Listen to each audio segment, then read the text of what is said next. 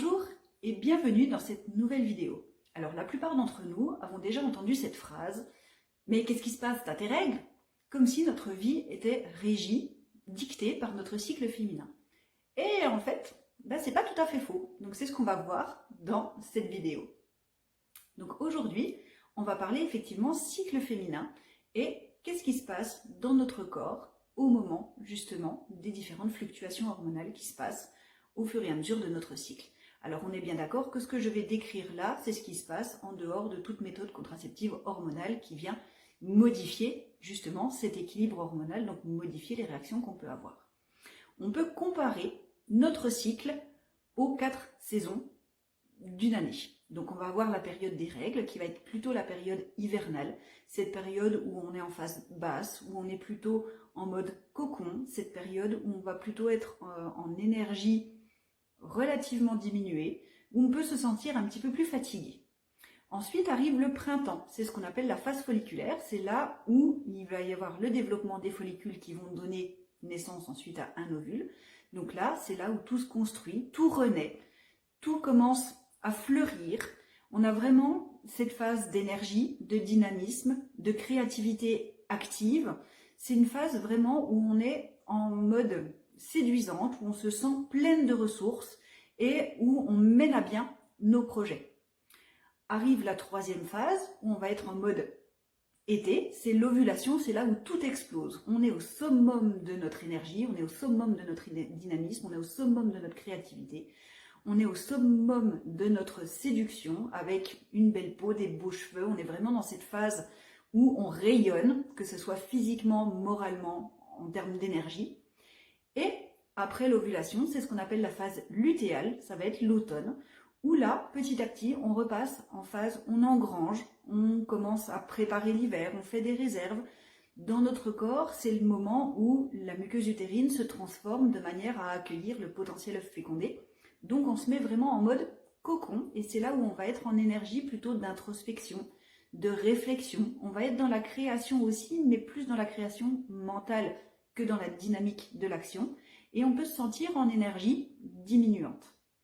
Alors, pourquoi c'est intéressant de connaître notre fonctionnement et de l'observer? La première des raisons, c'est pour toutes les personnes qui souhaitent développer, qui souhaitent concevoir un enfant et qui souhaitent avoir une grossesse. Le fait de pouvoir observer comment son cycle fonctionne va permettre de déterminer quelle est la meilleure fenêtre possible pour la fécondation et du coup de concevoir la grossesse potentiellement plus rapidement. La deuxième raison, c'est que apprendre à s'observer au niveau de notre cycle va nous permettre de comprendre notre fonctionnement, comprendre nos mécanismes d'efficacité, que ce soit aussi bien en termes d'énergie physique, que ce soit aussi bien en termes de morale, que ce soit aussi bien en termes d'émotion.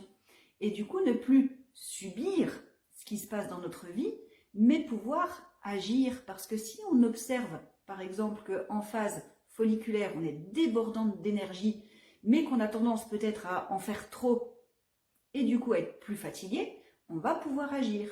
Si on observe qu'en phase lutéale, on va être vraiment en mode à fleur de peau, irritable, avec une tendance à la tristesse plus marquée, on va pouvoir également agir, puisqu'il existe des solutions. Donc le fait de pouvoir s'observer va nous permettre de mettre en place, de faire un état des lieux, et donc de pouvoir mettre en place des solutions qui vont pallier à ce qui va nous embêter. Alors qu'on soit bien clair, le fait de faire cet état des lieux, on peut remarquer quelque chose qui pourrait être perçu comme un dysfonctionnement pour certaines, mais qu'on vit en fait très très bien et qu'on n'a pas envie de modifier, et c'est très bien comme ça. Mais si jamais ça nous impacte et qu'on en perçoit vraiment quelque chose qui va nous déranger dans notre quotidien, ça va nous permettre vraiment d'agir et de changer nos habitudes.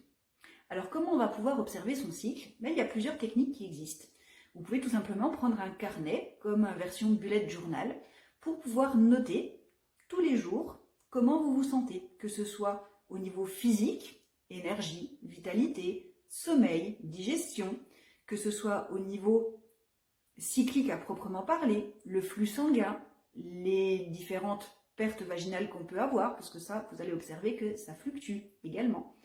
On va observer au niveau émotionnel, si on est plutôt en mode énergie, dynamique, positivisme, ou si on est plutôt en mode cocon, ou si on est carrément en mode anxiété, pas bien.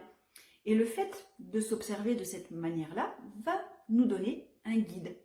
Moi, j'aime beaucoup utiliser des applications sur téléphone portable aussi, parce que ça enregistre les moments où on a nos règles, ça nous permet accessoirement de connaître un peu plus facilement aussi les phases fertiles et de prévoir les prochains moments où les règles vont arriver. Donc ça peut être très intéressant. On n'a pas à calculer par soi-même, c'est l'application qui le fait. Et certaines applications sont très complètes puisqu'elles nous permettent vraiment de noter nos signes physiques, nos signes et nos signes émotionnels. Et faire ça sur 2, 3, 4, 5 mois, voire même une année, peut-être même 2 années, va nous permettre d'identifier des moments où systématiquement à telle période du cycle ou systématiquement à telle période de l'année, on va agir de cette manière-là. Alors pour vous donner un exemple concret, moi j'ai remarqué qu'au mois d'août, systématiquement, j'étais en mode faire, tête dans le guidon, les œillères, mais du coup en mode constrictif, le « il faut que je dois », qui du coup me faisait perdre énormément de joie dans l'activité que je fais, dans tout ce que je fais, que ce soit au niveau familial ou que ce soit au niveau professionnel. Maintenant que j'ai identifié ça, eh ben, je vais pouvoir permettre que le mois d'août prochain, je puisse agir différemment parce que j'ai pris conscience justement de ce mode de fonctionnement, donc je vais pouvoir savoir où je vais et modifier ce comportement-là ou tout du moins y être plus attentive pour ne pas me laisser embarquer dans ce genre de comportement. Il existe bien entendu des solutions naturelles qu'on peut mettre en place pour les différents désagréments, que ce soit émotionnel, que ce soit physique, que ce soit au niveau alimentaire. On peut remarquer des périodes où on va être plus tenté par des fringales de sucré, des périodes où on va avoir des fringales de salé, des périodes où on va se mettre en mode jeûne de manière très spontanée et sans même y réfléchir. On va voir au niveau activité physique, des moments où on va avoir des performances qui sont vraiment beaucoup plus facilitées sans effort et des moments où ça va nous demander plus d'efforts pour atteindre le même niveau. Donc le fait d'observer tout ça va vraiment être aidant. Donc prenez votre journal, prenez votre application, commencez à observer ce qui se passe. C'est un petit peu fastidieux et ça demande un effort dans un premier temps, mais c'est quelque chose qui va vous permettre vraiment d'être constructif. Pourquoi ? Parce que c'est comme un GPS.